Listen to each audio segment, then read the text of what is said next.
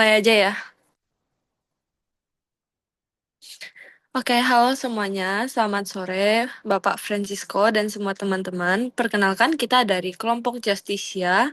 Kita akan melakukan tugas diskusi untuk sesi 24 dan menjawab beberapa pertanyaan yang telah kita diskusikan.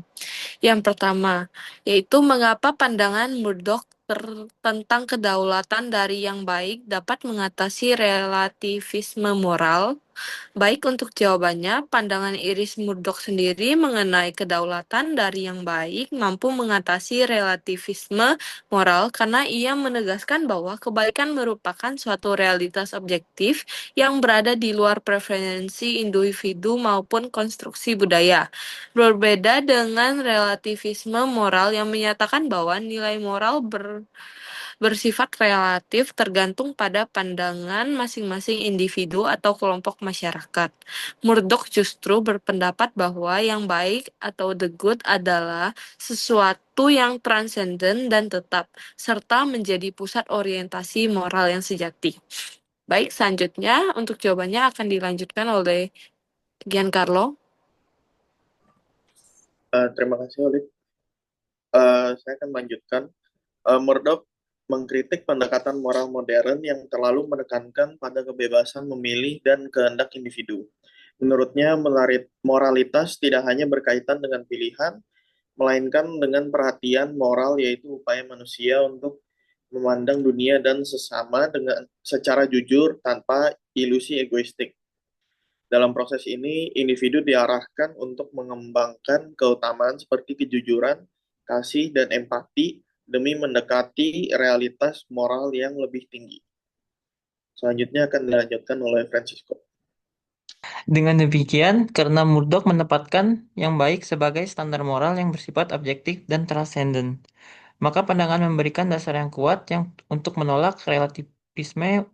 Ia menunjukkan bahwa meskipun pemahaman manusia terhadap kebaikan bisa berbeda-beda, ada kebaikan sejati tetap menjadi acuan yang dapat didekati melalui pembentukan karakter dan latihan moral yang serius. Maka dari itu, kedaulatan dari yang baik bukan hanya menjadi dasar etika personal, tetapi juga bagi etika universal yang melampaui subjektif manusia. Oke, akan dilanjutkan oleh teman saya. Lalu untuk pertanyaan selanjutnya, yang kedua adalah, apakah pandangan Murdoch dapat disebut sebagai etika normatif yang non-konsekuensialis atau sebenarnya sebagai meta-etika tentang asal-usul kebaikan moral? Berikan argumen kalian.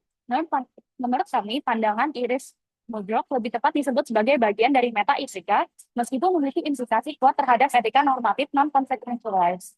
Murdoch sebagai pemikir meta-etika fokus pada asal-usul dan sifat kebaikan. Murdoch tidak menawarkan seperangkat aturan moral atau pedoman tindakan yang secara eksplisit seperti yang dilakukan teori-teori etika normatif. Sebaliknya, ia lebih tertarik pada pertanyaan-pertanyaan seperti apa itu kebaikan, apakah kebaikan bersifat objektif, bagaimana manusia bisa mengenali dan mendekati kebaikan. Dalam hal ini, Murdoch bergerak di wilayah meta-etika karena ia membahas asal-usul dan status realitas moral, bukan langsung bagaimana kita seharusnya bertindak. Lalu, namun pandangannya tetap memiliki dimensi normatif non-konsekuensialis. Meski tidak menyusun teori normatif secara sistematis, pandangan Murdoch tetap mengarahkan pada cara menjadi pribadi yang lebih baik, yang membedakannya dari teori konsekuensialis seperti utilitarianisme. Murdoch menekankan pentingnya pembentukan karakter batin bukan sekedar hasil dari tindakan. Ia percaya bahwa tindakan moral yang benar lahir dari perhatian yang jujur terhadap kenyataan dan orang lain, bukan dari kalkulasi akibat.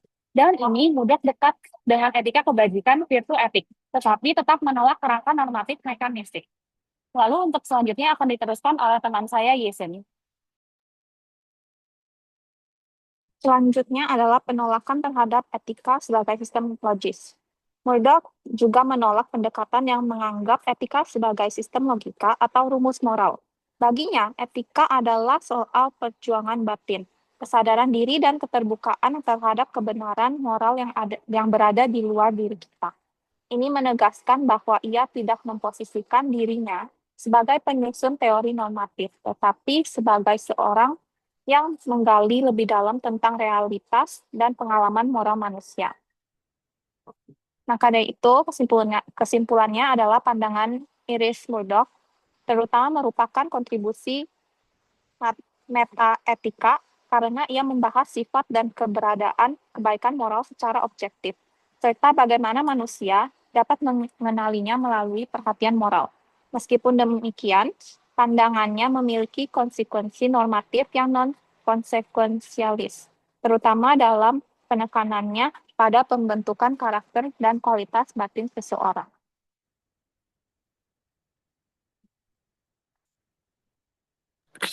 Baiklah teman-teman, sekian untuk hasil diskusi hari ini. Apakah ada yang ingin ditambahkan?